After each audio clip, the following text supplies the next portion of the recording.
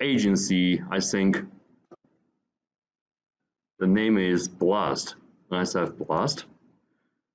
If you do a search on their website, it's from the University of Alaska. And FLC is a partner of that university, so we are we are eligible for applying for grants for undergraduates. So that one pays salary. Right? The NIH, and you can just search for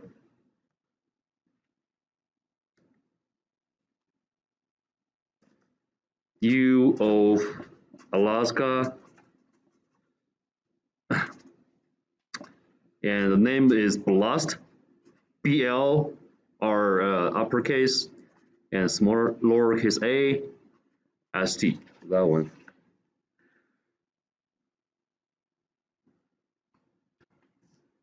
So you can gain some experience in the lab and at the same time getting paid. Right? I totally understand that, because no money, no time, right? So that's a reality. So if you do not have any funding to pay your time, it can be difficult to do anything. That's why 2 years ago when the computer engineering program got started, so there were 2 freshmen just came to me in my office, was super excited about the major, and let's form a robotics club. I was thinking like, where can we get the funding? I mean, I was thinking like their initiative probably won't last for 2 weeks, and that was true. So 2 weeks later, they're gone. I don't know even they are still in the college or not. They probably just transferred to other places. So that's not sustainable if you don't have funding to work on something, right? So just keep in mind, no money, no time. It's usually the reality, right? So let's look at the quiz.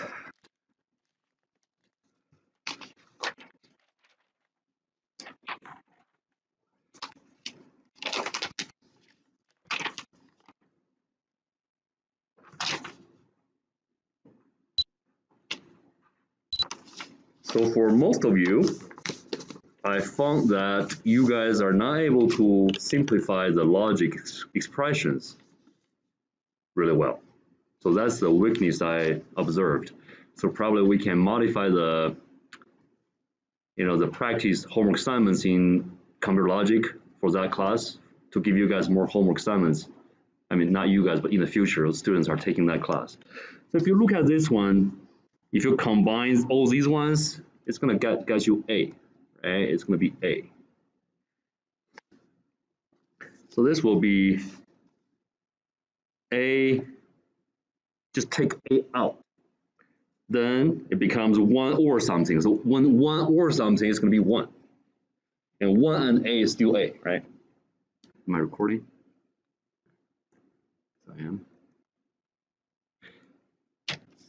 So this AB becomes, so A becomes 1, AB becomes B, and this becomes BD, and this becomes BCD, and CDE you cannot take A out of it, so just directly write it down here, and then on B, and this becomes A, B, or B, C, D, E. So you can start from here, okay? A, B, non-gate. So non-gate, you need 2 parallel PMOSes.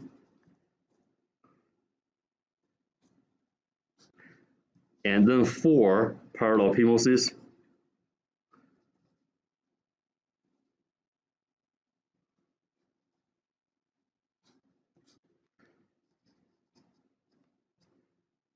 AB,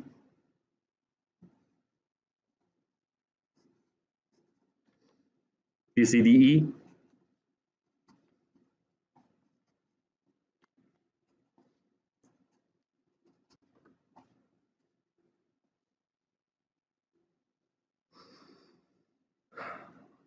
stick diagrams. How many? Is that 6? So not 3, not 5. Sorry, not 5. It should be 6. So you got 4 here. So 6, you need how many nodes? 7, right?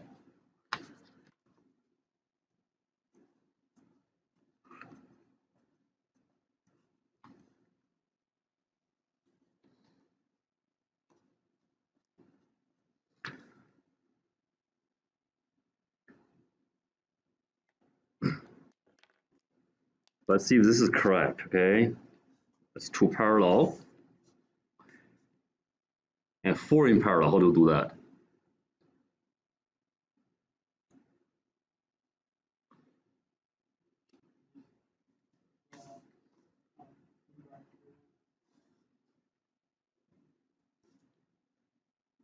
What about that?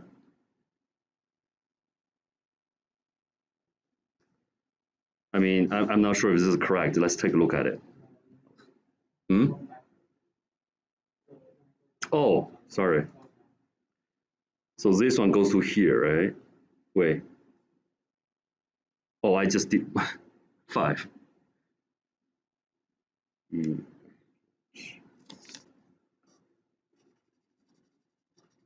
I just drew one more. I got too many there. So nothing here. Is this correct? So see that, so that's the main one. But I mean, when you are laying this out in electrical VSI, you don't have to do it like this, right? You can make it better.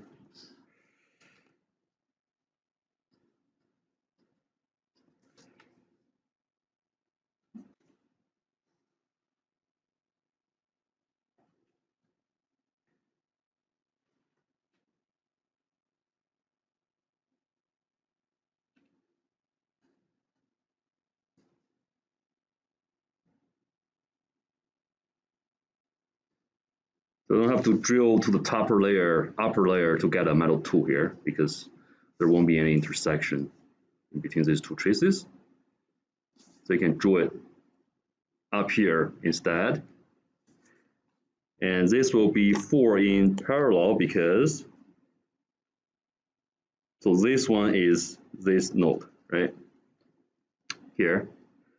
And then it's being split into 3 branches.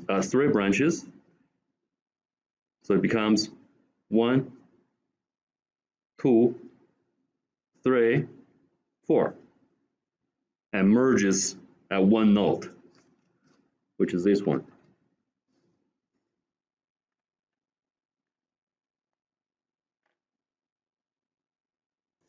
And then osmosis.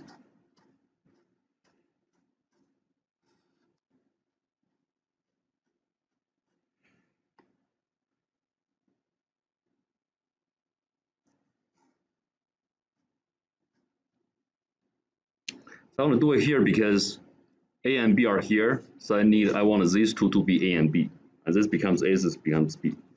This is A, this is B. That's a poly, that's a metal one, so it doesn't matter. I can just directly draw a poly here to make the connection easily.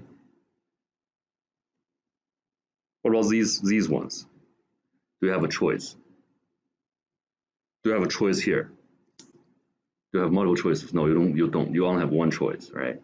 It has to be, since they are in series, it has to be B, C, D, E. You have multiple choices here, because this is it follows this order here. So I prefer this one to be B, this to be C, D, E. That's the first one. Done. Second one.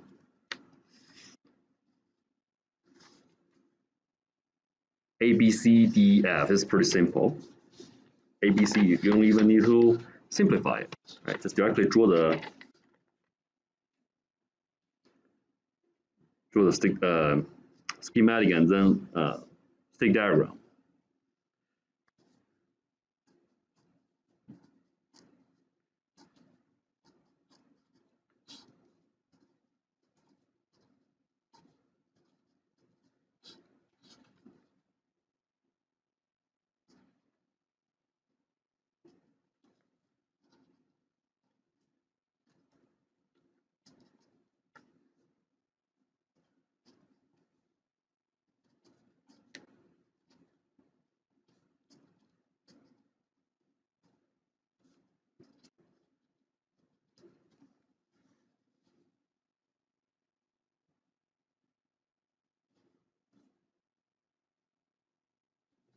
6.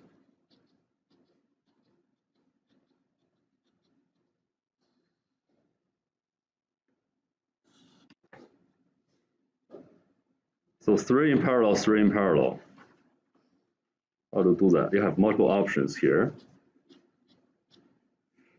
3 in parallel, 3 in parallel.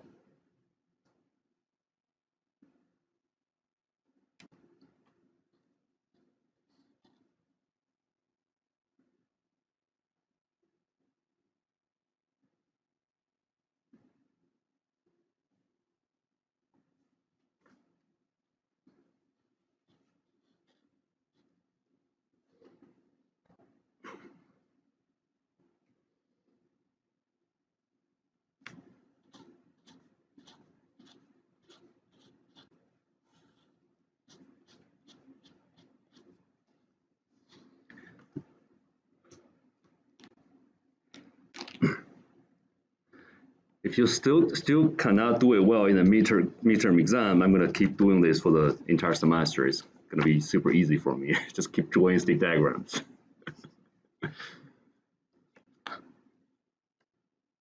So midterm exam this Friday, right? 55 minutes, closed book, closed notes, and there are 4 problems. So stick diagrams is one of them, very similar to these ones. And then the DAC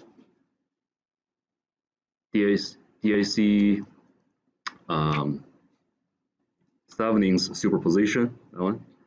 And also state diagrams for the DAC for all the states. And NL, DNLs.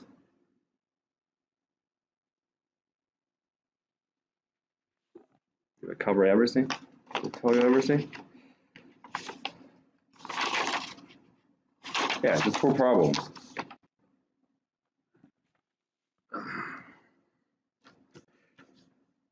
This is easy because it becomes 2 strings in series and just one choice here. So I want these ones to be ABC, DF. So these must be ABC and DF.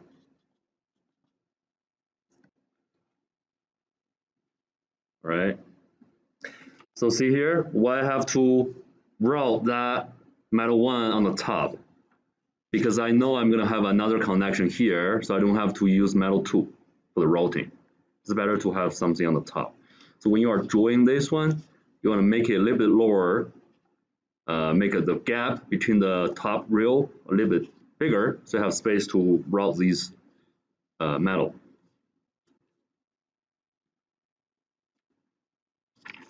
Last one, the second one.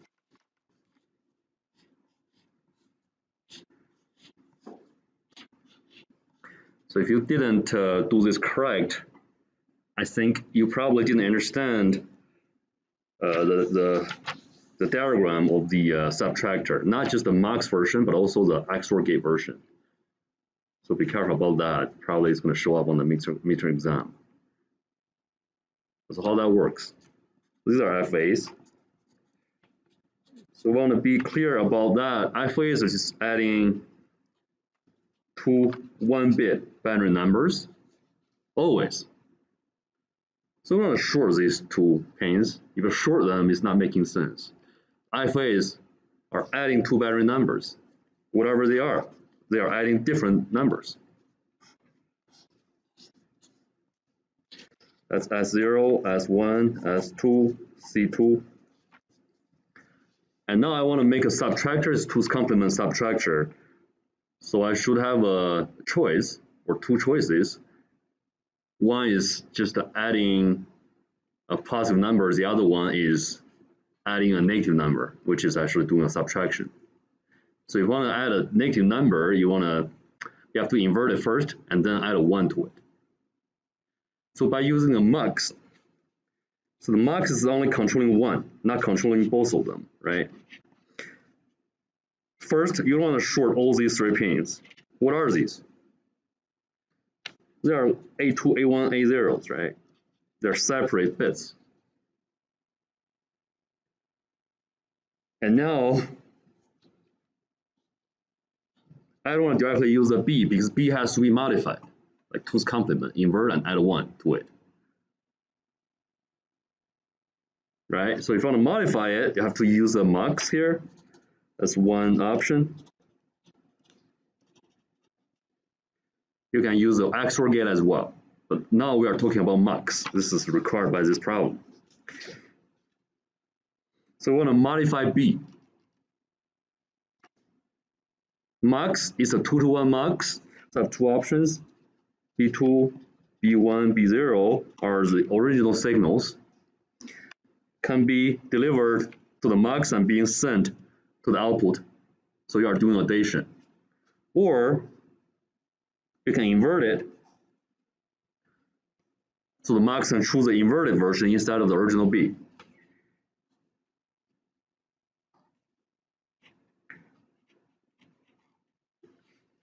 So now you have two choices for each mux. And the way you can control that is use a selection bit for the mux, because the mux, every mux has a selection bit. And that selection bit, if you have a 1 here, it's going to select which? If it's 1. Inverted 1. And at the same time, you want to add that 1 to the C minus 1. So it's being inverted and also add a 1 to it at the same time. Or 0, right? Switch. That's how that works.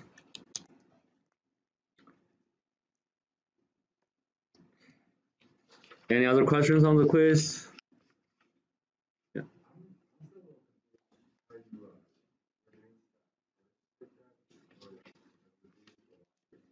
Here? You combine this one, this one, this one, this one, and you take A out. That's why this little a here becomes 1. Because A is A and 1. And 1 or everything will be 1. That's why.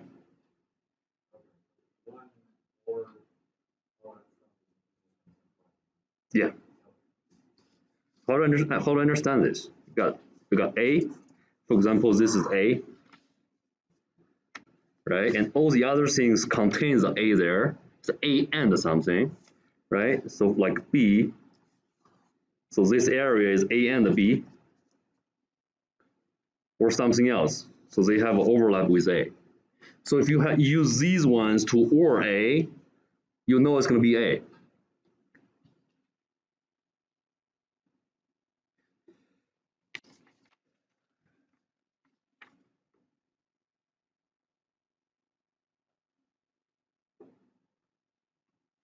All right, clear on this one, on the quiz?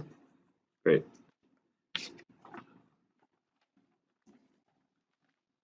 Working on semiconductor basics.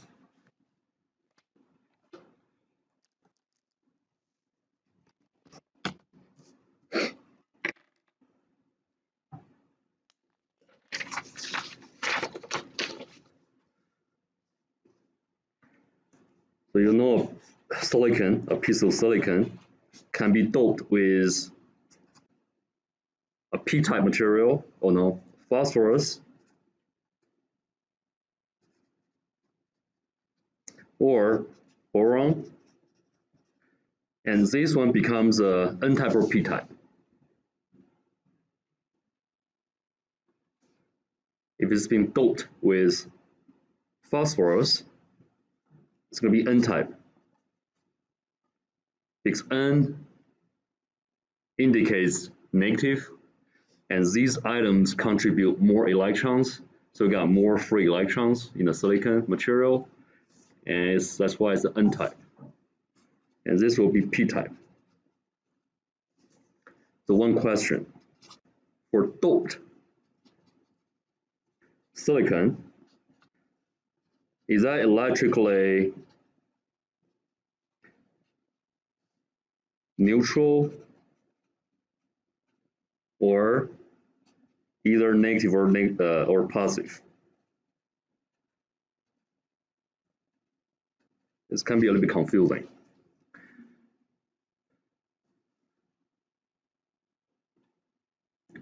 For doped silicon, so a piece of silicon is neutral. It's just a material, right? You didn't charge it up using any batteries. So if you dope that material, you use either of these ones. So the product will be electrically neutral or negative or positive. It's actually neutral. Why is that? You're thinking about if I dope this material with phosphorus, it's contributing, you get more free electrons in the material. So why is neutral?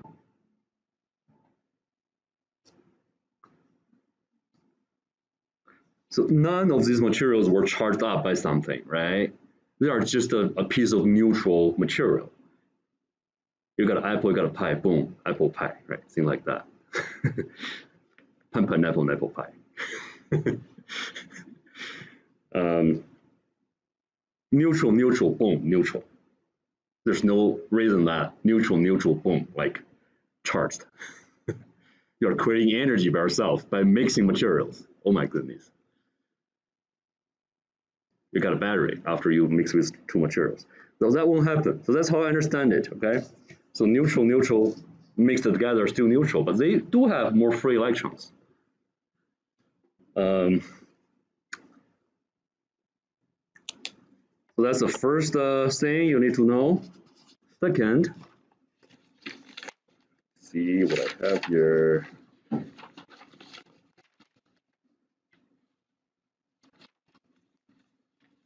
Wait. So if I have two doped semiconductor materials, and that's a p-type boron, doped, okay? And on the other hand, on the other side, they are, so it has more free electrons. That's an n-type material, and I put them together. So that piece of thing is called p-n junction. It's actually a diode. You probably have used this in some of the electronics classes. So that's a diode. A p-n junction is a diode. So they are not exactly the same because a p-n junction, what I'm saying is I just put a p type and n type and place them together, so it becomes a p-n junction. But the thing is the diode has more stuff in there. So the diode, the commercial diode has a metal layer here, has a contact with two metal wires like this, right? So they are not exactly the same, but a p-n junction is more general. It's just the two pieces of doped semiconductors being placed together. And the thing is, since they have a concentration gradient, because the p-type has more free holes and the n-type has more free electrons, so it's going to form a concentration gradient. So it's going to diffuse into each other. And so after a while, the p-n junction becomes this.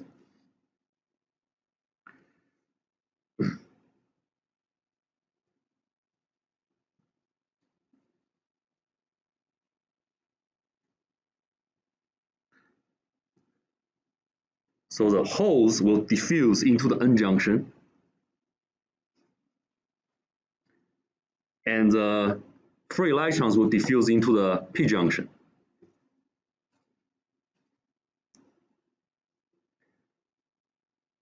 So how that works? Because this area has more free electrons when the holes diffuse to here, so it's gonna neutralize all these electrons and form a area like this. It's called a diffusion area for both of them. So they are depletion area or region. Because the free electrons in here are depleted by the holes. And same to the other side, so holes, the more 40 holes here are being depleted by the electrons, but there will be more electrons after that, after all the holes are being neutralized. So it ends up with more electrons here and more holes here. And now for this area, it is not neutral anymore. So it's negatively charged. So this is negatively charged. And this is positively charged.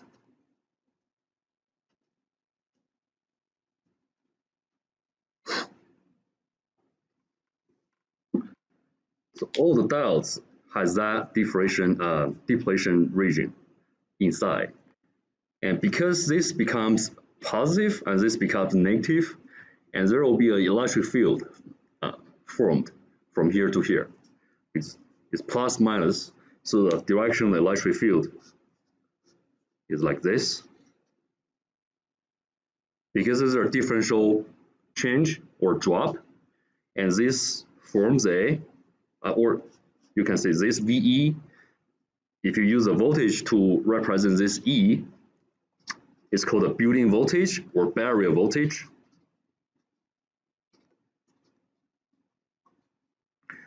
Or barrier voltage.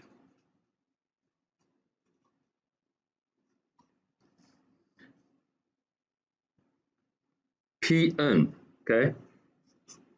That's the direction, Pn. And we know that diode is only able to conduct current in one direction.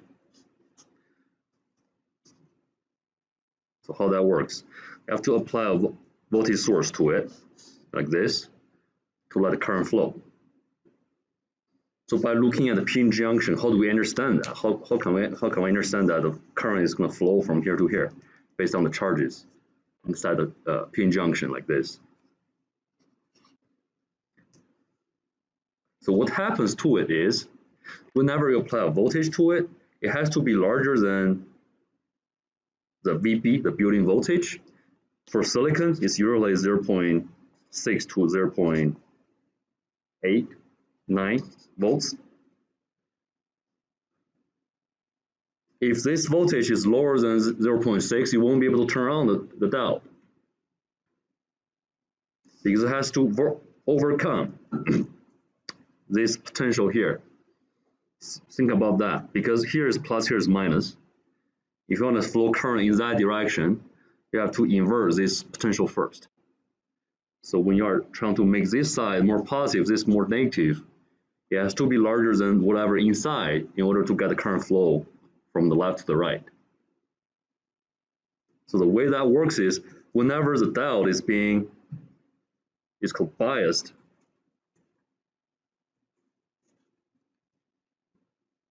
by the potential like this, because here is a anode, here's a cathode of the battery. So P is being connected to P, N is being connected to N. It's called forward biased or forward bias. So it's being forward biased by the battery. If you connect a battery to the diode in the other direction, this is reverse biased.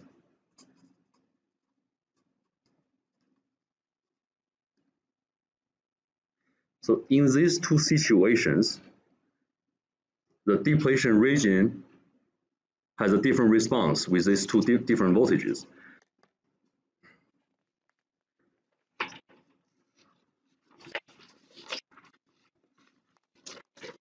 So if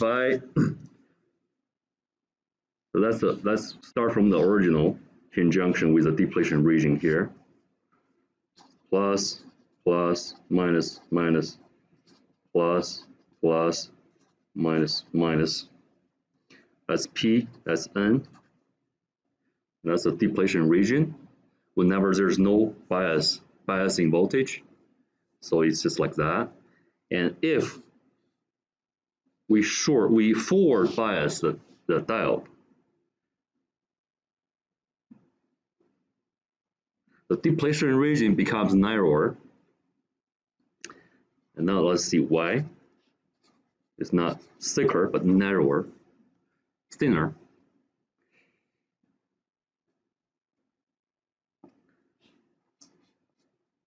How do you understand that? Why when it is being forward biased, the depletion region becomes thinner?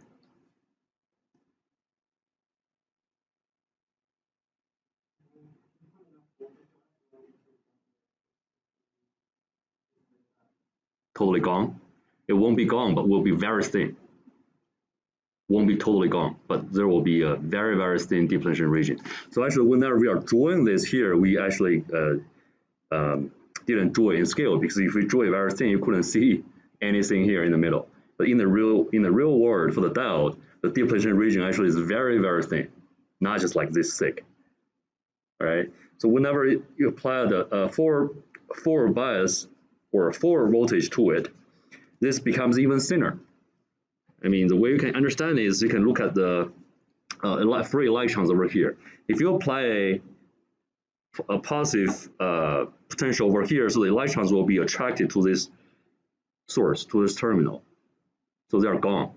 That's why it becomes thinner. And whenever it's thin enough, the charges can directly tunnel through this depletion region and reaches the cathode to form a circuit.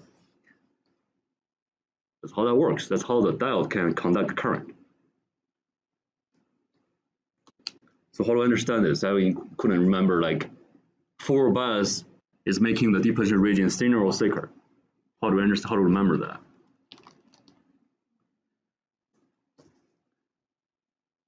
Because it's making it thinner so you can get charges tunnel through it. So make it conductive. Okay, so that's why forward bias will make it thinner. And whenever it's thin enough, it's pretty much like a conductor. They're touching from here to here. So it's gonna flow the charges in the circuit. On the other hand,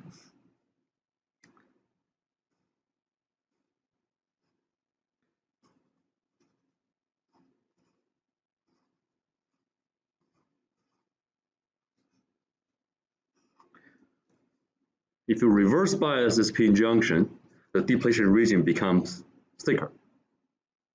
All right. And whenever there's a current flow through that p junction, starting from here, after this depletion region is established, looks like it's all static, but actually it's not. It just reaches an equilibrium, which the diffusion and also the electric field, which will have some drift current. So these two currents just cancel each other, but still have charges flowing in the two directions, but they're just cancel each other. It's called equilibrium. So the current, the diffusion current here, is denoted as ID, as a diffusion current.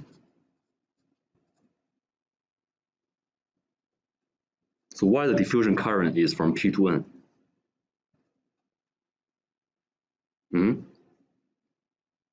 As a holes moving to the right-hand side, so the direction of the current is the direction of the positive charges, right? So the movement of the positive charges. So the holes are moving in that direction. That's why it's a diffusion current, the direction of the diffusion current. And there's another current flowing back, denoted as IS, and that's the drift current. Oh, sorry, drift. This can be confusing. The reason we use IS is because it's also because all the current in that direction, we just use IS. There's another parameter called saturation current, also flow in the same direction. So that's why I don't want to confuse people, just directly use IS. But IS, there's nothing with this D, right? It's just a saturation current in the same direction with that one. But now we don't have, we haven't mentioned that yet, but now we do have that current flowing in that direction. So it's called the drift current. We still use the same IS to represent it. and these are equal.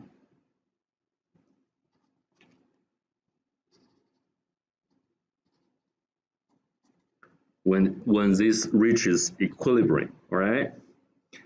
So I can use the length of these arrows to show you that they are equal. So that's why this is not being thicker or thinner after a while, okay? After I combine them together, it starts that diffusion and drifting.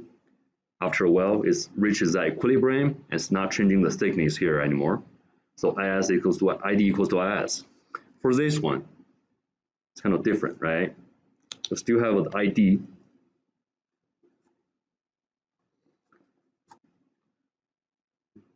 So look at the rules here, how we name these currents. How we name these currents, okay? Here is ID, it's a diffusion current, but whenever I apply a voltage to it, it's not diffusion, it's not all diffusion anymore. It's not always being controlled by the concentration gradient. It's also being controlled by this pressure from this battery. All right, but we still use ID. Okay, and there's still a IS. Still exists.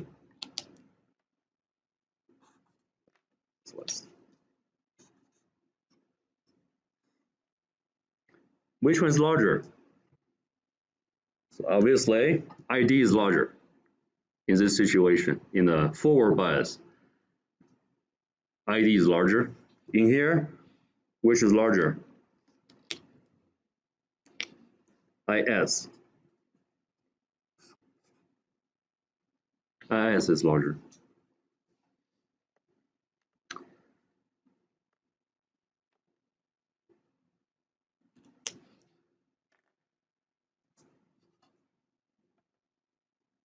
So the capacitor, the diode has this depletion region, so it's very similar to the cap with two plates.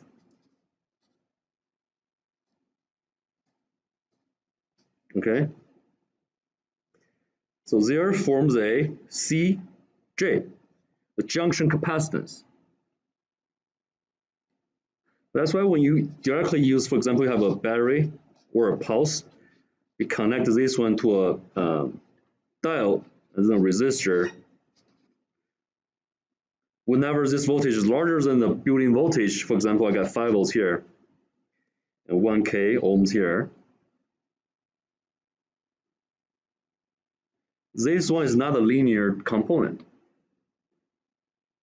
You cannot just consider this one as a wire after this voltage is higher than 0.7 volts, which means you got current flow through it, yes, but you cannot consider this one as a linear component, like a resistor, because it has a little cap inside. If you model it, it has to be it has an internal resistance, and also it's a capacitor because of this. It's a cap. So when this is forward biased,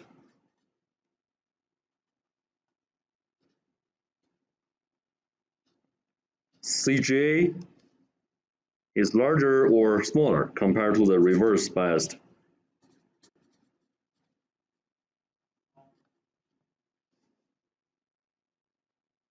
Really?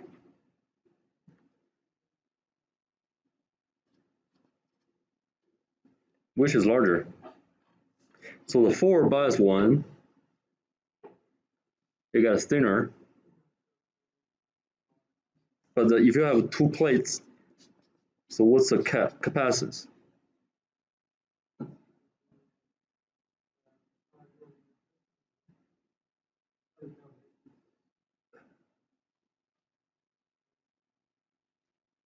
The A over D times the dielectric material constant.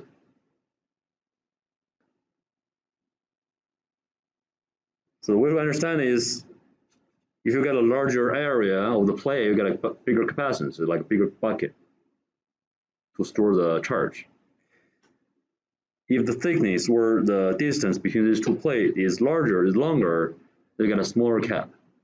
Because whenever you have a huge distance between these two plates, they are not able to control each other, use the electric field, the capacitance will be smaller. So whenever this becomes thinner, the D is actually smaller, so actually the capacitance is bigger.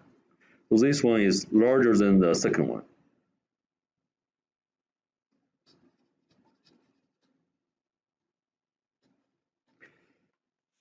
So I think there's a curve somewhere. I didn't draw it here, but which is less important though, which is fine. But just need to know that whenever it's forward biased, the capacitance here is actually bigger than it is under the reverse biasing condition. Right?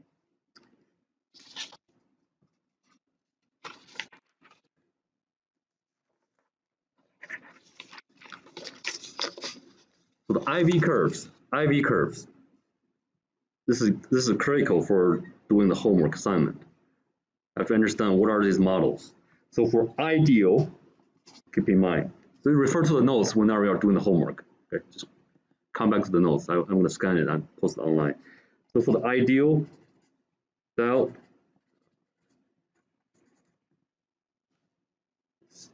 ideally, it should be just to be turned on at 0 volts. It's ideal diode. And whenever it's being reverse biased, there should be 0 current. It blocks any current flowing that way. That's why we draw a little bar here.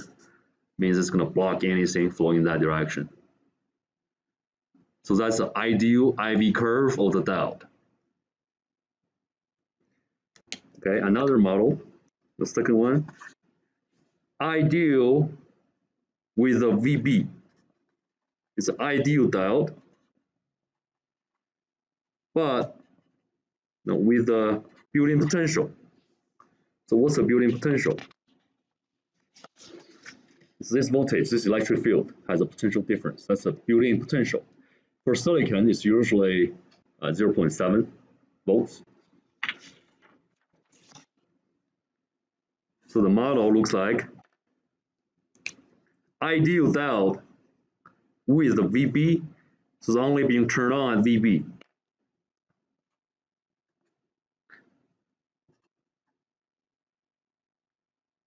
So only at VB, it performs like a wire, right? The reason is the ideal diode is because if you try to calculate the slope of this curve, it's like 90 degree. I mean, for example, it's not 90 degree, it's very close to 90 degree, like this. And then you got a delta V, delta I. Here's delta V, here's delta I. What's the resistance?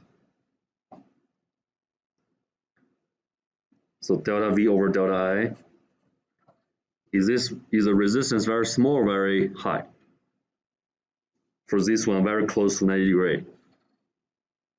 That's R, right? Is this high or low? Resistance.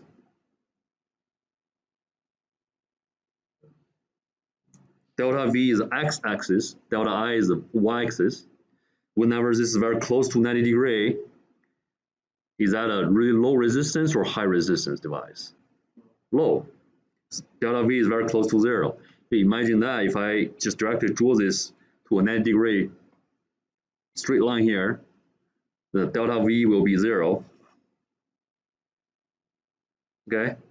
We still have a delta I because you got a curve here, so which means it is able to conduct a lot of current through it, but no potential drop, no voltage drop. When there's no voltage drop means there's no resistance, right? So it's a pure conductor. That's why it's called an ideal diode with a VB. Still got a VB, it's a threshold voltage here or built-in potential. Performs as a threshold voltage for this diode. It's a vertical curve. The third model, the real diode,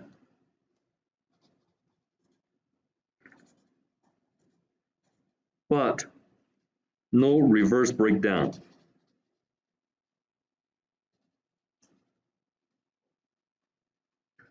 So what is reverse breakdown? It's a diode, right? It's a diode. It's a physical device. If you apply a voltage like this, it's a reverse bias. I mean, 10 volts probably is fine, but what about 10,000 volts? It's gonna break it, right? Okay, so no reverse breakdown, but it's a real diode. Just want you guys to know what's the IV curve for the real diode looks like. So for the real diode, definitely won't be a 90-degree curve. And won't be zero here as well. So what's going to happen is whenever it's getting closer to the building potential, there will be a little leaking current. Okay.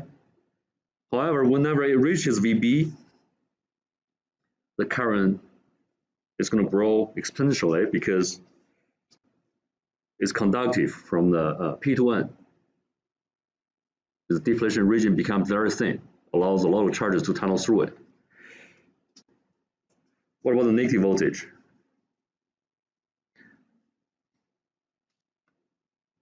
It won't be purely zero, right? If you reverse bias it, there will be IS. Okay. That's IS. And that's VB.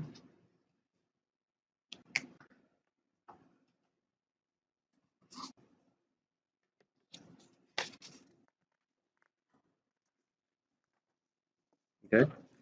Just be careful when you are looking at the problems, the description of the problem in the homework assignment.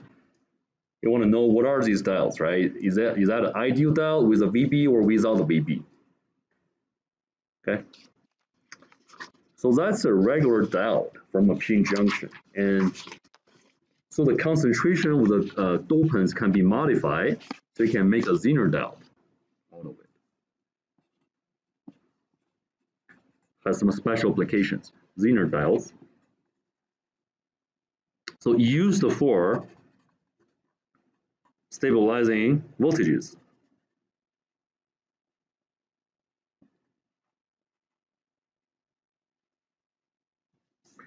And the symbol looks slightly different compared to a regular diode.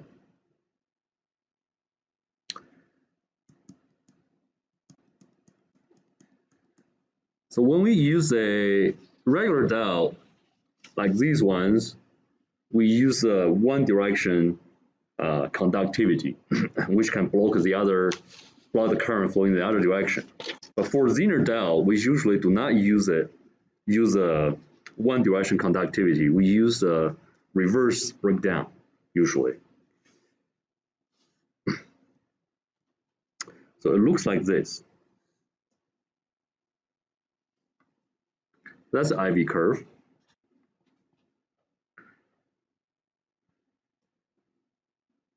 And this voltage is called minus VZ. That's the voltage we usually want to use. So if you pick up a Zener diode in a drawer in the lab, you want to look at the VZ here. Because whenever it's being reverse biased, after VZ, it becomes conductive. So for example, like this.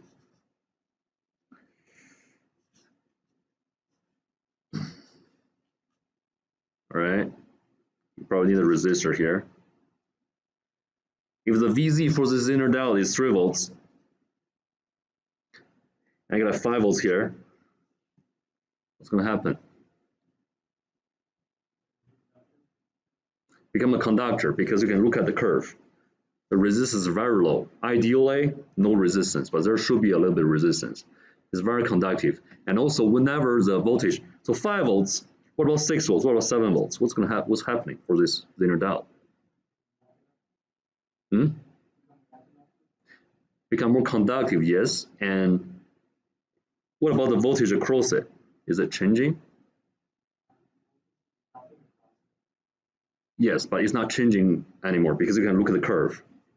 So x-axis is the voltage. But whenever it's trying to increase the voltage, VZ is not changing anymore. It's being stabilized at this point. So the way they can just download the voltage is to increase the current. So if you're trying to increase the voltage across it, it's going to allow all the current flow through it and drop the voltage at the resistor instead of dropping it here. It's going to stabilize the voltage here at 3 volts.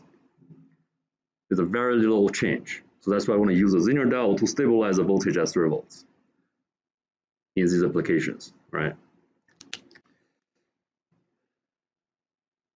So what about the ideal Zener diode IV curve?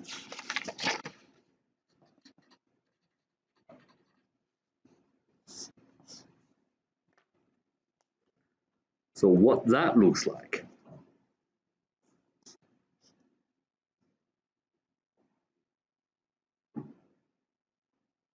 It's the ideal Zener diode with VB, with the, so it is still a diode, right? So that's why there's a VB there, and that's a minus VZ. The thing is, since the V is ideal Zener diode, that's why the resistance is super low, and it's a vertical curve like here, like this. So the resistance is actually 0 after it becomes conductive. All right. Any questions on anything here for the midterm exam? So you can use a calculator during the exam, right?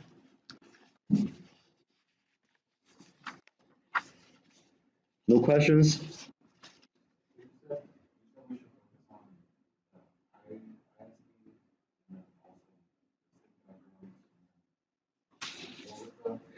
Yeah, so let's do it again. So very clear.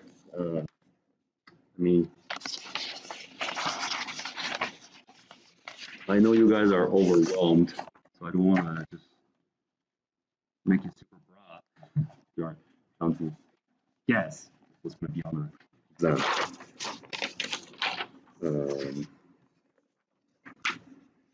Yeah, so the AOI, stick diagrams, the DACs.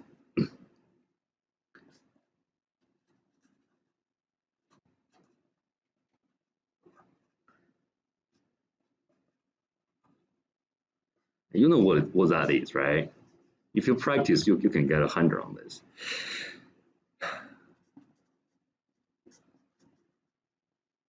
So I won't let you spend like more than 10 hours on that, right? It's very clear.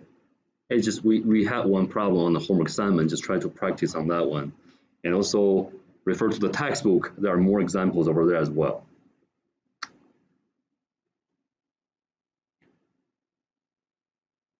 Anything else?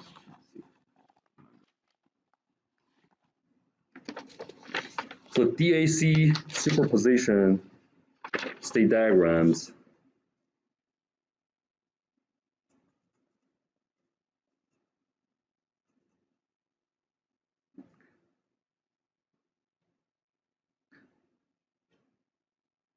And also the either subtractor stuff. It's going to be very simple. So the bottom line is you understand what's in the circuit. I just ask you to draw it, you can draw it, right? That's it.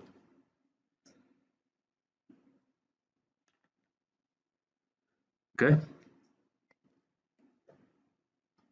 See you on Wednesday or Tuesday.